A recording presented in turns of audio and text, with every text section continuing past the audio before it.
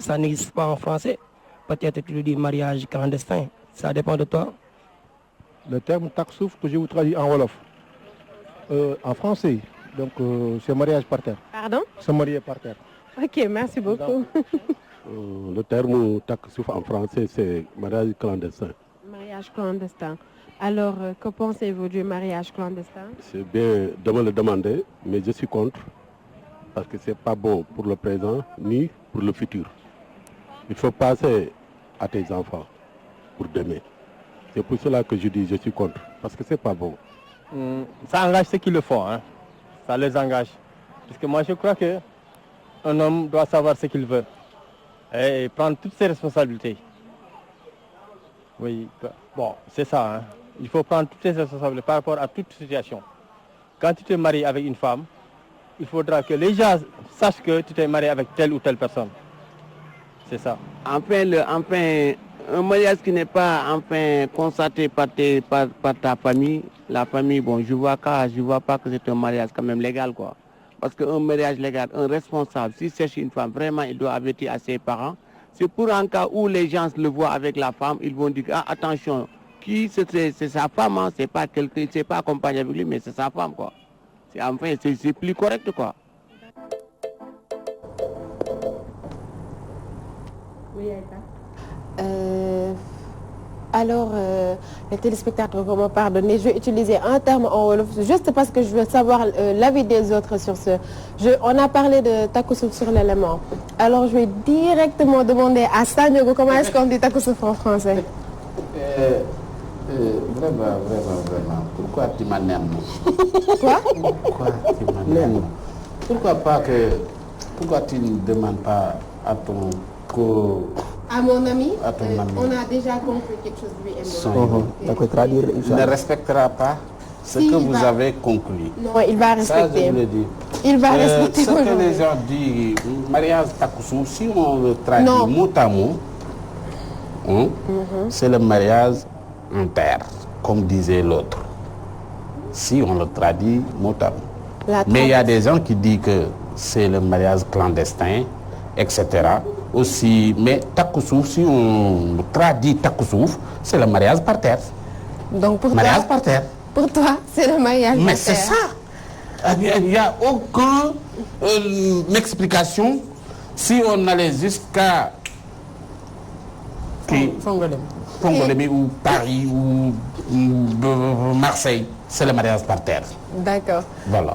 Ok. Est-ce que tu peux partager ton avis avec les téléspectateurs sur le mariage par terre? Moi, je me suis dit que les femmes ou bien les hommes qui font le mariage par terre, mariage takousouf, ce sont vraiment... les hommes, ils ont peur de leur awa. C'est pour cette raison qu'ils camouflent. Toi qui es une dame, grande dame, il faut respecter toi-même. Tu n'accepteras, tu ne peux pas, tu ne devrais pas l'accepter de se faire marier caché. Parce que là, l'islam a dit, il faut vraiment wassarer le mariage. Excuse-moi une minute. En fait, le pire dans tout ça, c'est que j'ai pas le droit de rire. Et ça, il fait exprès de me faire rire. Alors si je ris, il faut juste me comprendre. Quand tu dis l'islam, Non, l'islam, tout simplement. L'islam n'acceptera pas de marier caché. L'islam a dit que si tu es marié, il faut wassarer le mariage. Ça veut dire quoi, wassarer? Madame, comme on dit en français, publier le mariage dans ton WhatsApp, Instagram et aussi dans ton Snap. Et aussi, il faut le partager maximum et le publier dans YouTube et Facebook.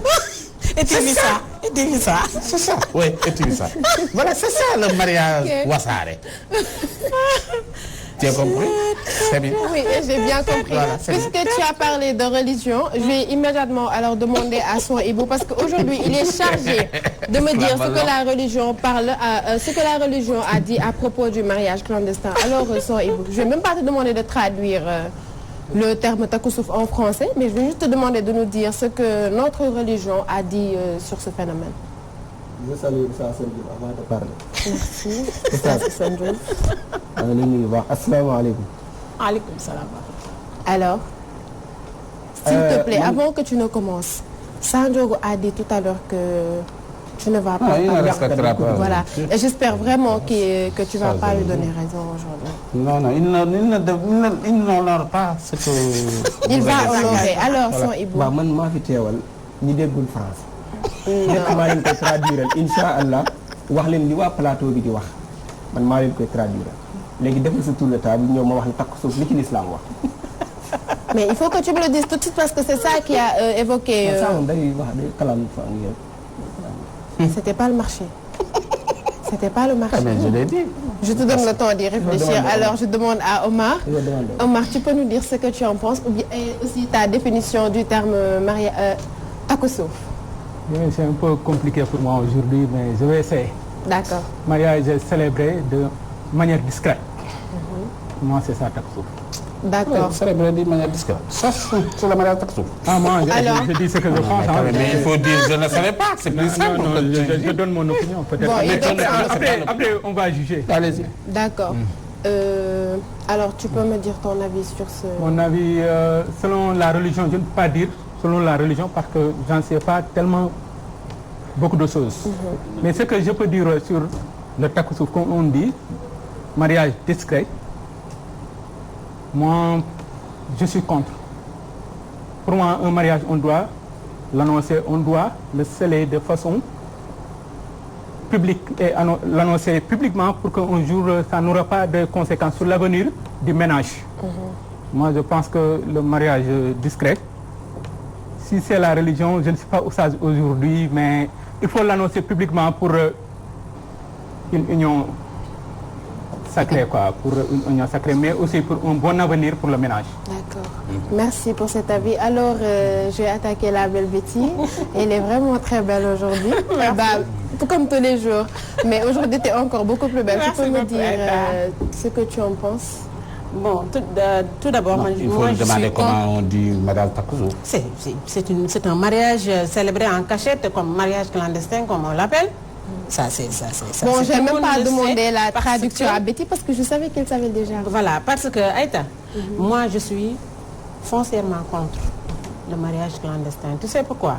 Non seulement, je ne sais pas, côté religion, je ne vais pas m'avancer là-dessus parce que je ne maîtrise pas trop, mais à ce que je sache, il est préférable de rendre cette union publique au vu et au su de tout le monde pour que les prières viennent vers ce couple, si je peux le dire ainsi.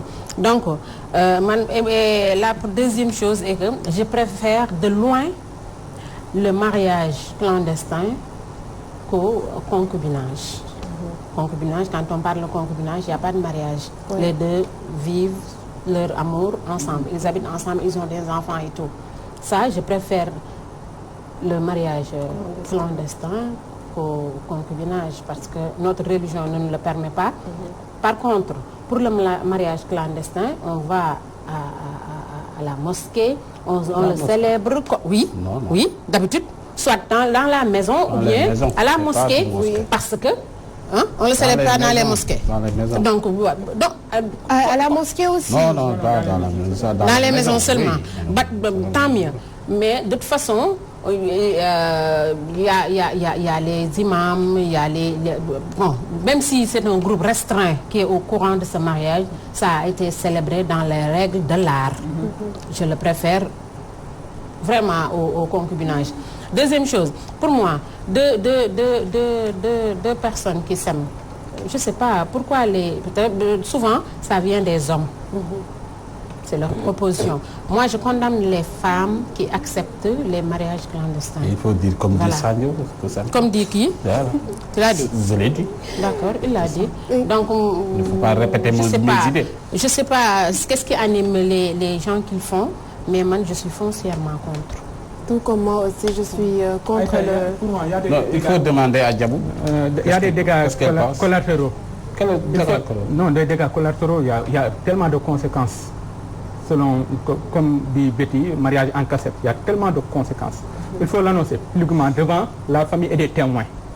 Mais aussi, comme on dit en Wolof, c'est de le gros gros siwal pour l'annoncer publiquement. Non, dans le mariage, il n'y a pas de gros siwal. Il n'y en a pas? Non. Ok. Bon, je rappelle qu'un mariage clandestin, c'est un mariage qui a été célébré sans pour autant y avoir observé toutes les publicités requises. Alors, je demande l'avis de notre belle Diabou.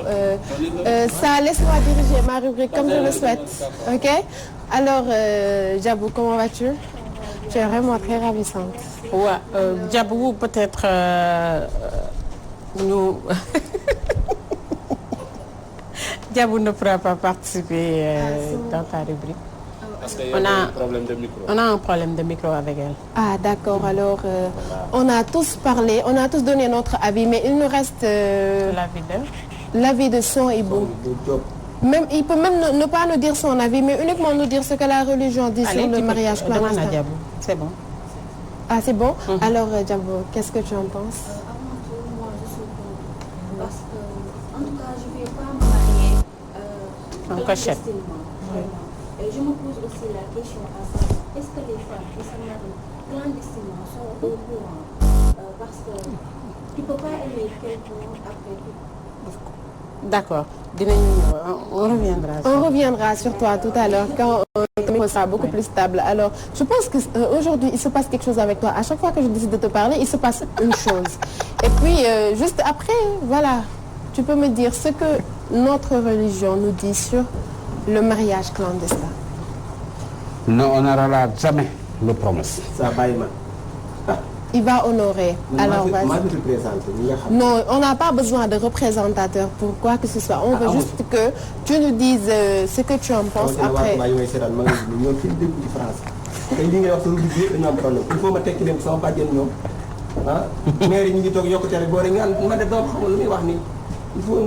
Donne-moi ton avis. Donne-moi ton avis. Je me chargerai toute seule de. Mais exceptionnellement, il faut le laisser s'exprimer en wolof, peut-être. Non, il n'exprime pas parce que ce rubrique c'est en français. Mais s'il ne comprend pas, on a vraiment besoin de savoir ce que l'islam dit sur le mariage. Il faut expliquer quand même. Oui. Je te l'accorde pour aujourd'hui, mais juste pour aujourd'hui. Non, pas Wolof. Ne parle pas Wolof. Laisse-le essayer.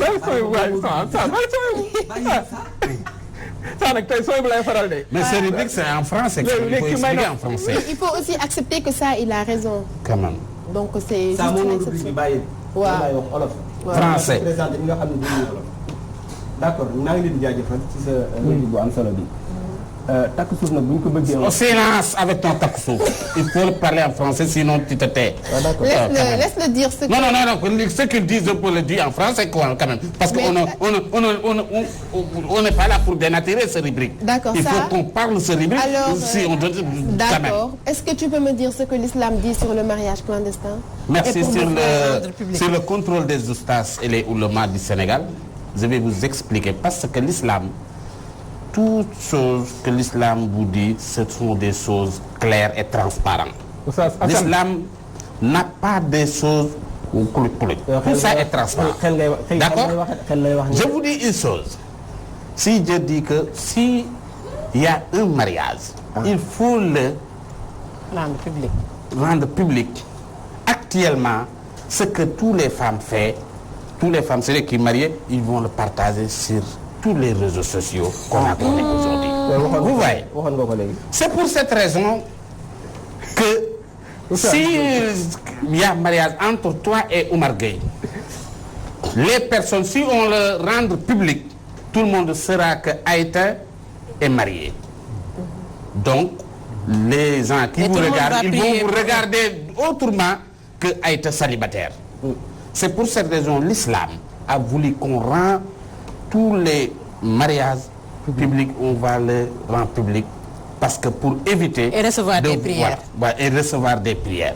C'est ça. Alors, ce gars, il ne peut pas expliquer ça. Est-ce illégal ou légal de se marier clandestinement? Légal ou légal. Il faut amener des hadiths et des ayats. Tu as oublié de la poser à Oustaz Hassan. Il faut arrêter. Je vais aller sur Oustaz Hassan en demandant, après je vais te donner la réponse, mais ce gars-là, il n'a pas le droit de l'expliquer parce qu'il ne parle pas français.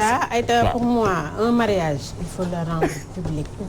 Au moins que les gens prient pour ce couple. Ne parle pas français. Et puis, si la femme tombe enceinte un jour, qu'est-ce qu'on dira?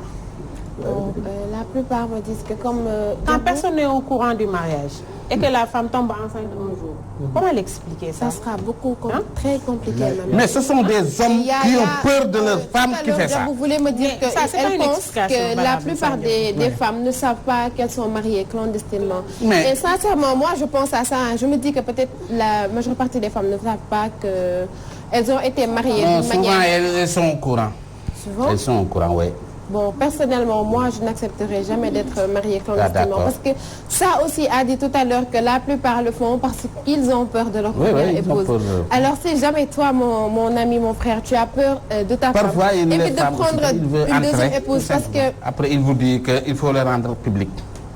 De toute façon, un mariage, ça finit toujours par se savoir. Bien sûr. Que ça soit fait publiquement ou clandestinement, ça finit toujours par se savoir. Alors, on ne peut pas le cacher. Prendre ses responsabilités et assumer. Mais ça, s'il te plaît, laisse-moi juste savoir. Mais ce gars qui rigole, il ne comprend pas ce que je dis, il rigole. Et il comprend.